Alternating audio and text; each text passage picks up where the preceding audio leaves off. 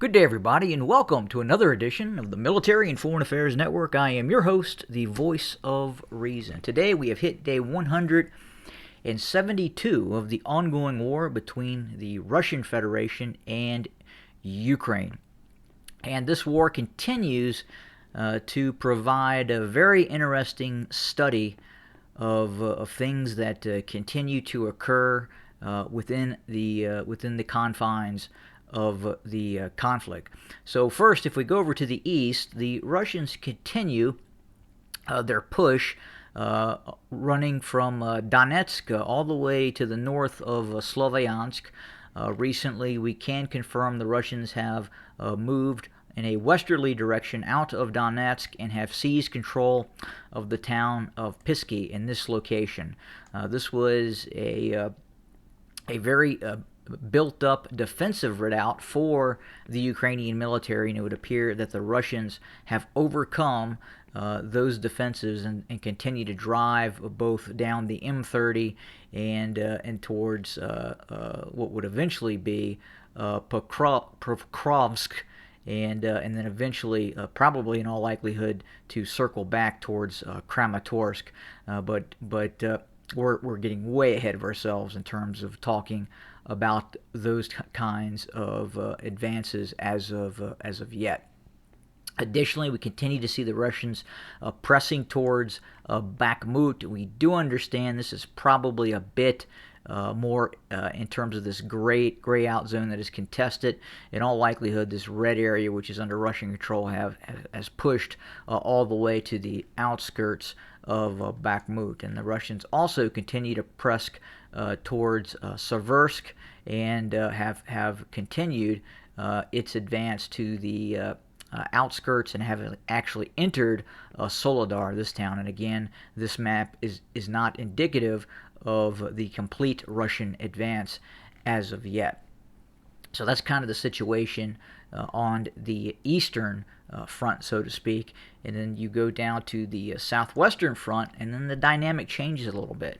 We're starting to receive reports that the Russians may be withdrawing some of its command elements from the city of Kherson and pulling them back out of possible range of a HIMARS attack. And at the same time, we continue to hear reports that these HIMARS and other systems that the Ukrainians are deploying are having success in degrading and destroying the Russian ability to supply itself in Kherson. So if we run up the southern bank of the Dnieper River, you can see this bridge here, which is the closest bridge to Kherson. That reportedly has been knocked out, and it's very difficult for Russian forces to move over that bridge, to operate over that bridge. We do hear pedestrians can still cross over it, but the issue is with like heavy armored fighting vehicles and tanks and supply trucks and what have you, a little bit of a different scenario. Now the Russians are continuing to operate ferries and pontoon bridges across the Dnieper River to supply its forces.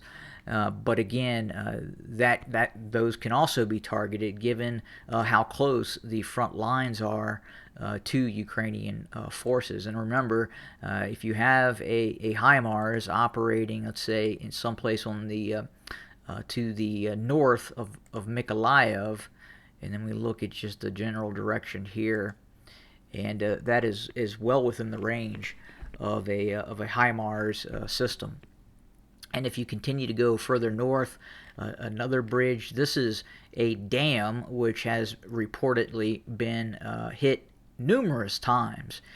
And if that dam were to collapse or something were to happen, it would result in significant flooding. But the Ukrainians continue to pound these supply arterial routes into the western bank of their footprint. And again, there was only a few bridges across the Dnieper River where the Russians could supply those forces.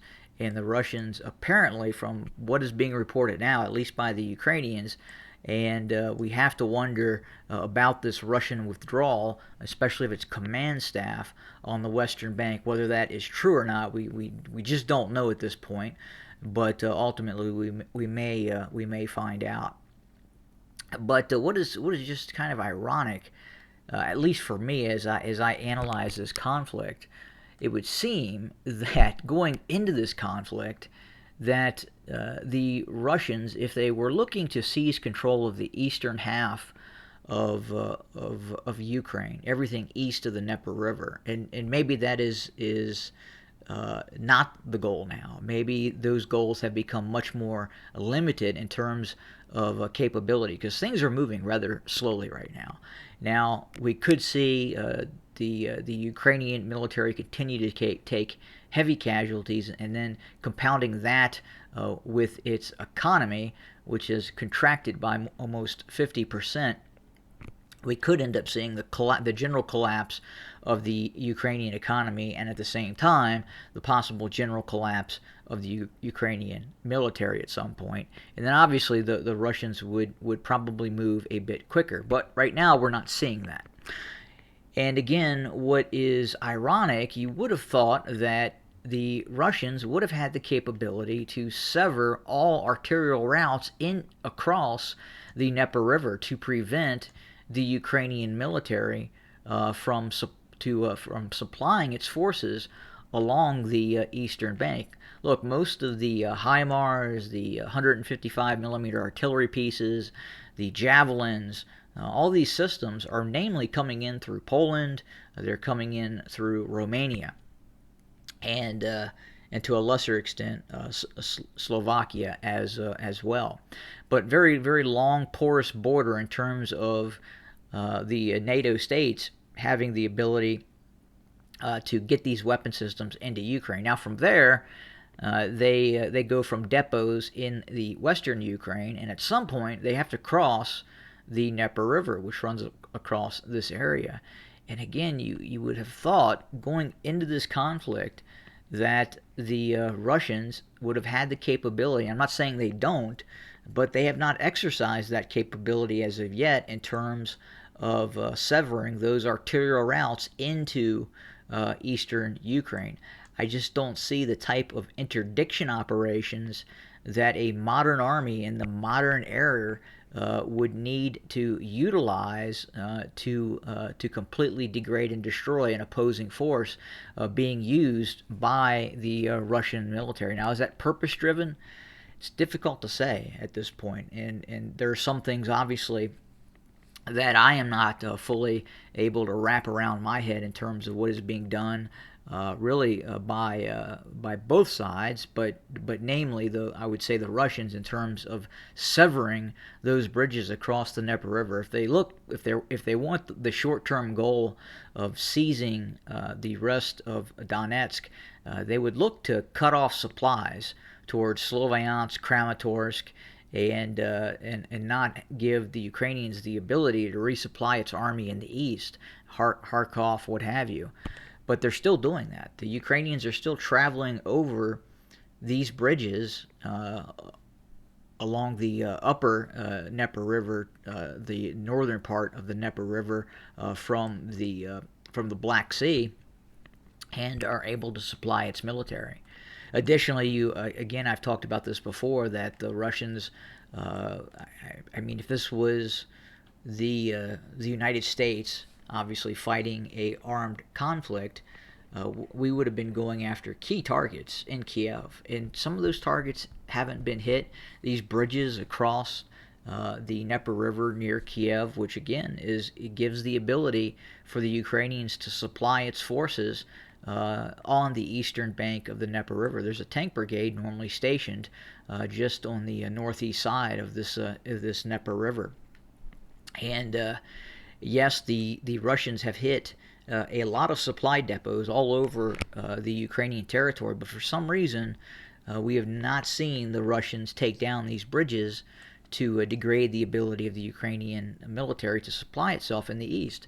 And that is a question that I think some are asking right now. Why hasn't the Russians done that? Does it mean that they're going to do it at a later date? You would think that that would have already been done, though. If they had the ability to do it, and if it was in the plan for the Russians to do that, they would have done it. But again, I just don't completely understand what the tactical Russian plan is in the east right now.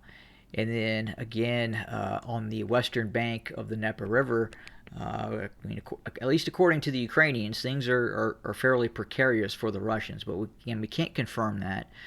We do know they have HIMARS very much active, running from Kryvyi Rih down to Mykolaiv. They don't have a lot of these systems, but these systems, again, are very precise, and they are able to hit targets anywhere within this footprint, and probably several miles to the east of the Dnieper River as well.